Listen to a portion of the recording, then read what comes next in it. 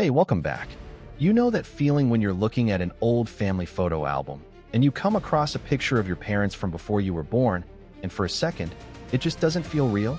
Like, the world existed, history happened, but that specific slice of time feels almost invented? Well, what if I told you that a small group of historians have seriously argued that a chunk of our past, 297 years to be exact, never actually happened? That the years 614 through 911 AD are a collective fiction, inserted into the calendar by a conspiracy of kings and popes. This is the phantom time hypothesis, and it's one of the most audacious historical claims you'll ever hear. I'm Ibnul J. Farabi, and this is the Curiosity Compendium. So let's set the stage. It's the early Middle Ages in Europe, or at least, that's what every history book tells us. This is the era after the fall of Rome, often called the Dark Ages, a time of migration, fragmentation, and supposedly less meticulous record-keeping. The phantom time hypothesis, first proposed by a German historian named Heribert Illig in the 1990s, suggests that this period is particularly fuzzy for a terrifyingly simple reason. It's made up. Illig looked at the evidence, or rather, the relative lack of it, and came to a staggering conclusion. He argued that the Holy Roman Emperor Otto III, Pope Sylvester II, and possibly the Byzantine Emperor Constantine VII conspired to change the calendar. Why? To place Otto's reign in the magical, millennial year of 1000 AD, linking his rule directly to the birth of Christ and cementing his power and legacy. To do this, they simply fabricated 297 years of history. Now, before we go any further, I need to pause and say that virtually every mainstream historian on the planet rejects this idea completely. It's considered a historical conspiracy theory, a fringe hypothesis. But as an engineer, I'm fascinated by the structure of the argument itself.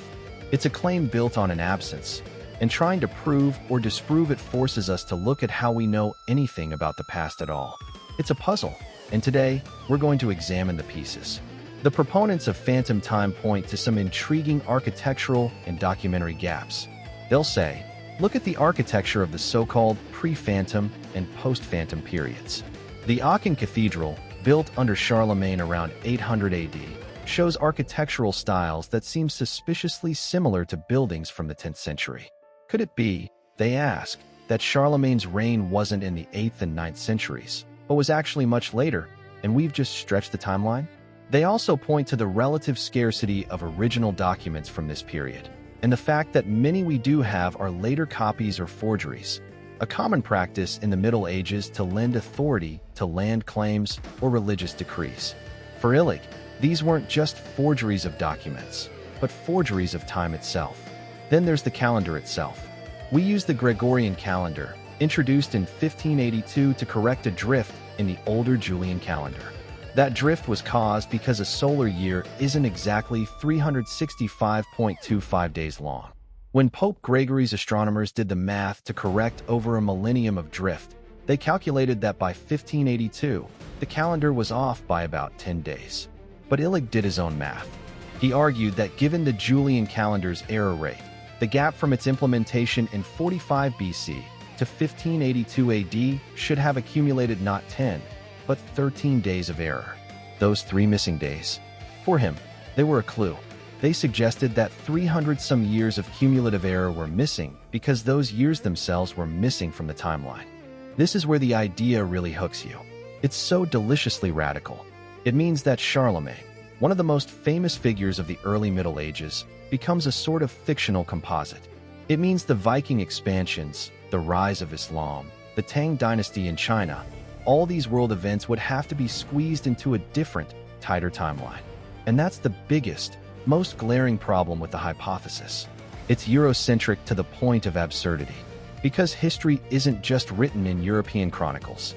It's written in tree rings, in ice cores, in observatory records from across the globe. Let's take dendrochronology, the study of tree rings. We have continuous, overlapping tree ring sequences from ancient wood that go back thousands of years, with clear, annual patterns that include known volcanic events. These sequences cover the phantom centuries without a hiccup. Then there's astronomy. Chinese, Arabic, and Byzantine observers meticulously recorded events like solar eclipses. The eclipse described during the reign of the Byzantine Emperor Leo V in 810 AD, for example, matches the astronomical calculations for that exact date and location. If 297 years were inserted, those astronomical observations would be wildly off. They aren't. The heavens themselves testify against the phantom. Sitting here in New York, a city built on layers of very real, very documented history, I find the phantom time hypothesis ultimately less compelling as a historical claim and far more compelling as a metaphor. It speaks to that nagging doubt we all sometimes have about the solidity of the past. It reminds me of my own grandfather's stories from Bangladesh, stories of partition, of a world that feels almost mythical to me now.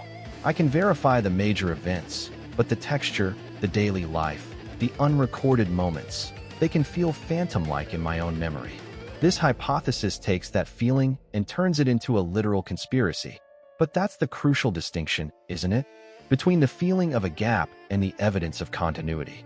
History is a tapestry. Pulling one thread, questioning one European chronology, doesn't make the whole fabric unravel, because it's woven together by millions of other threads from every corner of the world. The phantom time idea fails because it asks us to believe in a global conspiracy of silence across continents and cultures, one that somehow also manipulated tree growth and the orbits of celestial bodies. So, what's the takeaway from our dive into this audacious idea? For me, it's not that we should doubt that the year 800 AD happened.